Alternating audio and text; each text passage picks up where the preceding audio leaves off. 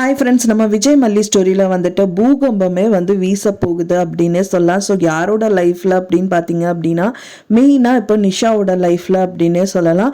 இப்போத்துக்கு வந்து பார்த்தீங்கன்னா விஜய் அண்ட் மல்லி எப்போவுமே அவங்களுக்கு பிரச்சனை அப்படிங்கிறது இருந்துகிட்டே தான் இருக்குது. அண்ட் தென் இப்போ பெரிய பிரச்சனையாக தான் இப்போ வந்து ரேணுகா வந்திருக்காங்க. ஸோ இப்போ இந்த ரேணுகா அப்படிங்கிறது வந்து பார்த்தீங்கன்னா அவங்களுக்கு ரொம்பவே ஒரு மாதிரி பிஹேவ் பண்ணுறாங்க. அண்ட் தென் வீட்டு விட்டு ஓடிடுறாங்க. அந்த மாதிரி எல்லாம் வந்ததுனால விஜய் திடீர்னு வந்துட்டு இப்போ கதிரேஷ் ஒப்படைக்கிறதா சொல்லி அண்ணன் அவங்கள வர வச்சு அவங்கள வந்து ஒப்படைக்கிறதுக்கான முயற்சிகளையும் மேற்கொண்டுட்டு இருக்காரு. ஸோ அதுக்கு முன்னாடி இப்ப சொத்து வந்து பிரிச்சு எழுதணுங்கிற மாதிரி கதிரேஷன் எழுதி கொடுத்துட்டு இருக்காரு.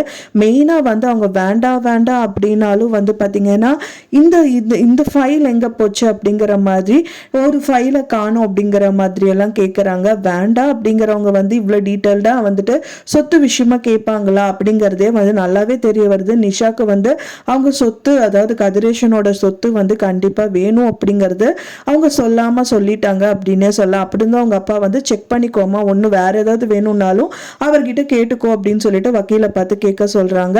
அப்போ வந்து பாத்தீங்கன்னா அவங்களும் வந்துட்டு இல்லப்பா இது ஒண்ணுதான் எனக்கு தெரிஞ்சது, நிறைய விஷயங்கள் உங்களுக்கு வந்து பிசினஸ் ரிலேட்டடா நிறைய டீல் பண்ணுவீங்க, எனக்கு அதெல்லாம் தெரியாது, ஸோ இது எனக்கு ஞாபகம் இருந்ததுனால அது இல்லையேன்னு தான் கேட்டேன் அப்படிங்கிற மாதிரி மலிப்பிடுறாங்க.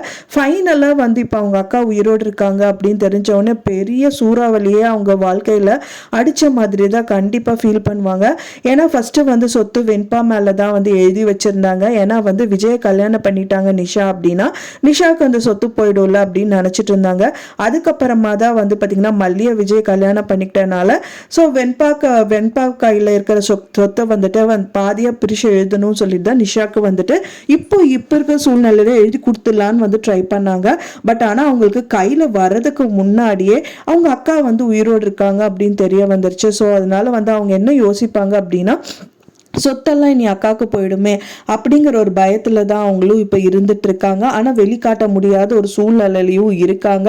ஸோ இதுக்கப்புறமா வந்து நிஷா என்ன பண்ண போறாங்க, ஏது பண்ண போறாங்க, கண்டிப்பா ராஜீவோட கை கோர்க்க தான் போறாங்க அப்படிங்கிற மாதிரி எல்லாம் நிறைய விஷயங்கள் நம்மளால வந்து எதிர்பார்க்க தோணுது. ஏன்னா வந்து பாத்தீங்கன்னா இப்ப வந்து வெண்பா குட்டியை கூட வந்துட்டு அவங்க வீட்டுக்கு கூட்டிட்டு வரணும்னு பாக்குறது கூட சொத்துக்காக தான் இருக்கும் அப்படின்னு எதிர்பார்க்கப்படுது. கதிரேஷன் கூட ஒரு விதத்துல வந்து கண்டிப்பா பாசம் அப்படிங்கிறது கொஞ்சமா இருக்கு. பட் ஆனா நிஷாக்கு வந்து டோட்டலாவே இல்ல. அவங்க ஃபுல் அண்ட் ஃபுல் வந்துட்டு அவங்களுக்கு அவங்க அப்பாவோட சொத்து வேணும் அப்படிங்கிற ஒரே நோக்கத்தோட தான் அவங்களும் இருக்காங்க. ஸோ இவங்களாவது பரவாயில்ல அவங்க அப்பா சொத்து தான் வேணும்னு நினைக்கிறாங்க. பட் ஆனா ராஜி அப்படி கிடையாது. அவங்க அப்பா சொத்து தான் வேணும்னு நினைச்சாலும் அவங்க தம்பிக்கு எழுதி கொடுத்ததுக்கு அப்புறமும் வந்து பாத்தீங்கன்னா பெரிய விஷயம், நிறைய விஷயங்கள் பண்ணி அவங்களுக்கு ஜெயிலுக்கு அனுப்பி அவர் கையாலேயே அவருக்கே தெரியாம சைன் வாங்கி அவர் ஏமாத்தி நிறைய விஷயங்கள் பண்ணதான் செஞ்சாங்க. ஸோ அதே மாதிரி இப்ப வந்து இவங்க ஏதாவது ஒரு விஷயங்கள் பண்ணுவாங்களா அப்படிங்கிற மாதிரி வந்து எதிர்பார்ப்புகள் நிறையவே இருக்கு. சோ இப்ப வந்து அவங்க அக்கா வந்ததுனால சோ அவங்களுக்கு வந்து ஏதாவது ஒரு கொல்லறுபடி பண்ணி ஏதாவது ஒரு விஷயங்கள் பண்றதா கூட இருக்கலாம். சோ அவங்களே இவங்களை கொலை பண்றதுக்கு நிறைய முயற்சிகள் மேற்கொள்றதாவும் இருக்கலாம். ஃபர்ஸ்ட் அது ரேணுகாவா இல்லையா, மெயினா இப்போ வரைக்குமே நம்ம நினைச்சிட்டு இருந்தது வந்துட்டு ரேணுகாவை அனுப்பி வச்சதே நிஷாவா தான் இருக்கணும். ஏன்னா விஜய் மல்லியோட லைஃபை ஸ்பாயில் பண்றதுக்காக இவங்க ஏதாவது ஒரு விஷயங்கள் பண்ணியிருக்காங்க அப்படின்னு நம்ம நினைச்சோம்.